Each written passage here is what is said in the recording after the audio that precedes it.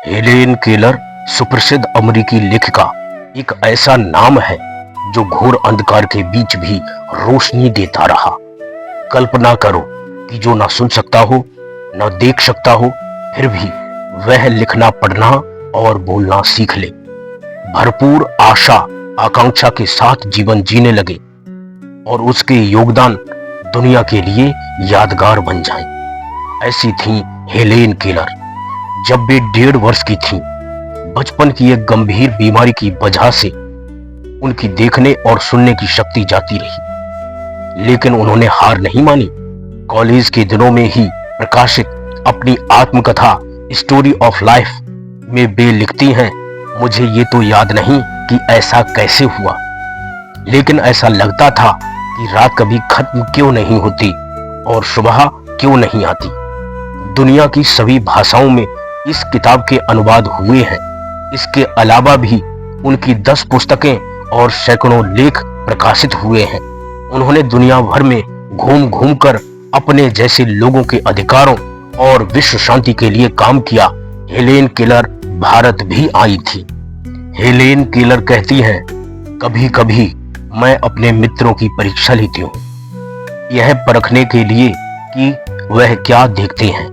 हाल ही में मेरी एक प्रिय मित्र जंगल की सैर करने के बाद वापस लौटी। मैंने उनसे पूछा, आपने क्या क्या देखा? कुछ खास तो नहीं, उनका जवाब था। मुझे बहुत अचरज नहीं हुआ, क्योंकि मैं अब इस तरह के उत्तरों की आदी हो चुकी हूँ। मेरा विश्वास है कि जिन लोगों की आंखें होती हैं वे बहुत कम देखते हैं। क्या यह संभव है कि भला कोई जंगल में घंटा भर घूमे और फिर भी कोई विशेष चीज ना देखे?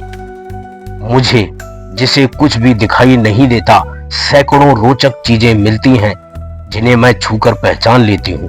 मैं भोजपत्र के पेड़ की चिकनी छाल और चीड़ की खुरदरी छाल को स्पर्श से पहचान लेती हूँ। वसंत के दौरान मैं टहनियों में नई कलियां खोजती हूँ।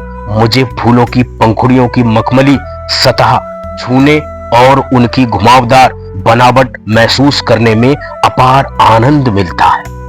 इस दौरान मुझे प्रकृति के जादू का कुछ एहसास होता है। कभी जब मैं खुश नसीब होती हूँ तो टहनी पर हाथ रखते ही किसी चिड़िया के मधुर स्वर कानों में गूंजने लगते हैं। अपनी उंगलियों के बीच झरने के पानी को बहते हुए महसूस कर मैं आनंदित हो उठती हूँ। मुझे चीड़ की फैली पत्तियां या घास का मैदान किसी भी महंगे कालीन से अधिक प्रिय है। बदलते हुए मौसम का समा मेरे जीवन में एक नया रंग और खुशियां भर जाता है। कभी कभी मेरा दिल इन सब चीजों को देखने के लिए मचल उठता है। अगर मुझे इन चीजों को सिर्फ छूने भर से इतनी खुशी मिलती है तो उनकी सुंदरता देखकर तो मेरा मन मुग्ध ही हो जाएगा। परंतु जिन लोगों की आंखें हैं वे सचमुच बहुत कम देखते हैं। इस दुनिया के अलग अलग सुंदर रंग रूप उनकी संवेदना को नहीं छूते। मनुष्य अपनी क्षमताओं की कभी कदर नहीं करता। वह हमेशा उस चीज की आस लगाए रहता है जो उसके पास नहीं है। यह कितने दुख की बात है कि दृष्टि के आशीर्वाद को लोग एक साधारण सी चीज समझते हैं, जबकि इस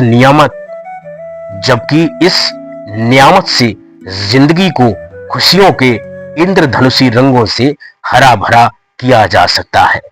धन्यवाद।